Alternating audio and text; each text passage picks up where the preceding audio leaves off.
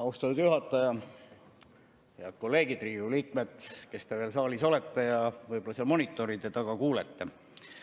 Minu järgmise sõnavõtu kokkuvõtteks ütlen kohe alguses ära: Eesti Keskerakond ega Eesti Keskerakonna Riigikogu fraktsioon ei usalda seda valitsust ja ei usalda peaministrit.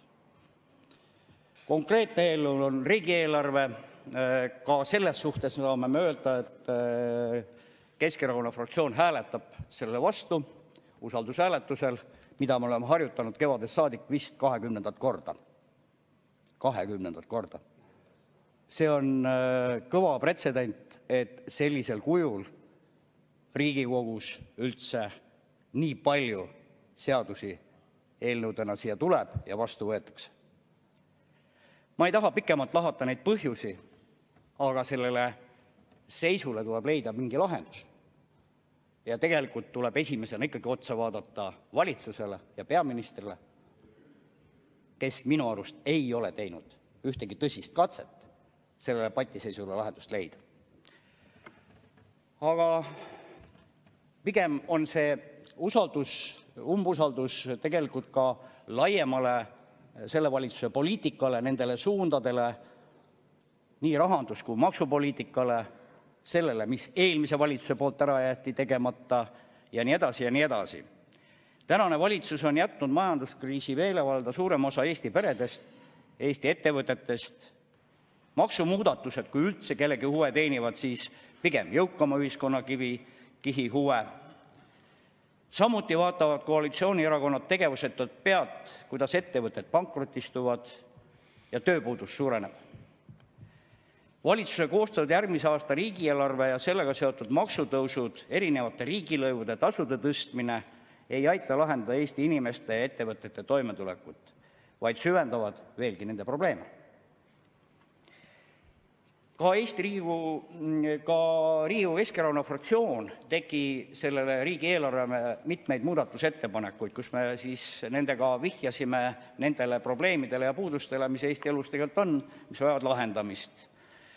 Ja millele juba teine järjepidevuses Reformierakonna juhitud valitsus pole tähelepanu pööranud. Tegime ettepanekud majanduse elavdamiseks, õpetajate, politseinike ja päästjate palgatõusuks, erakorraliseks pensionitõusuks, omavalitsuste investeeringu toetamiseks, teedeehitusega jätkamiseks, toimetulekupiiri tõstmiseks, maakondliku tasuta ühistranspordiga jätkamiseks ja nii edasi.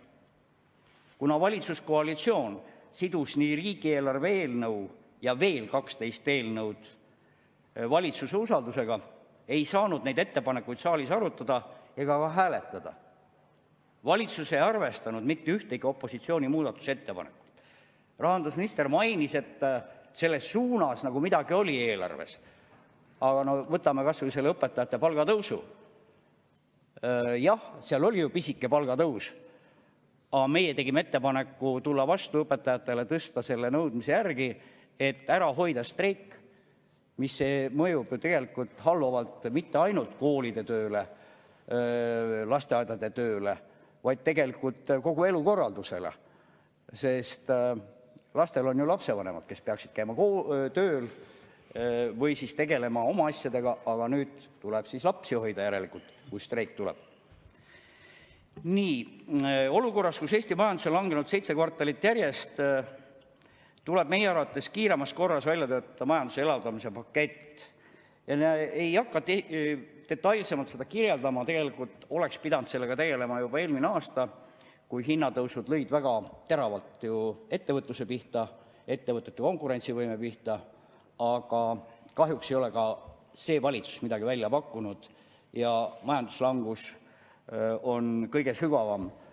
Me vist pidime olema nendes võrreldavates riikides, mida on 195 tükki viimase 3 hulgas, kui lubati siin 15 aastat tagasi, et me oleme 5 rikkama riigi hulgas. Palun 3 minutit. 3 minutit lisaks. Selle lubaduse andis kunagi Reformierakond ja selle täitmine on siis nüüd niisugune, et me oleme majanduslanguses ühed kõige kiiremad maailmas.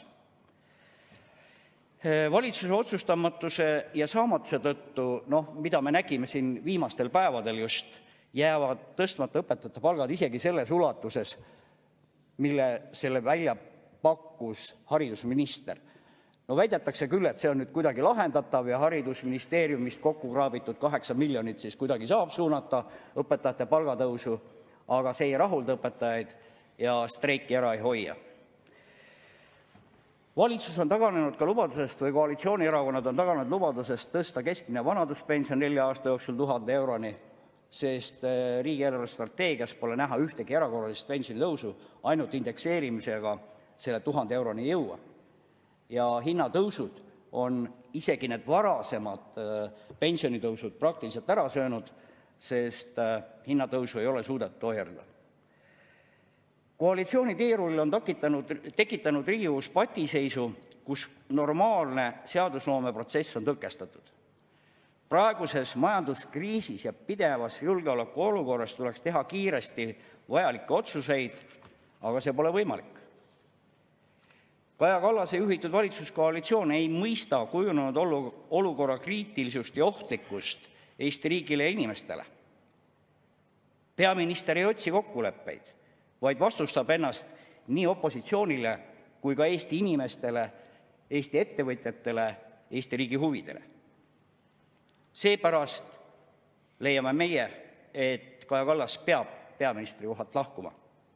Vaid siis on võimalik sellest patiseisust väljuda ja Eesti riik uuesti toimima panna. Eesti Keskerakond on algatanud ka rahvaalgatuse keskkonnas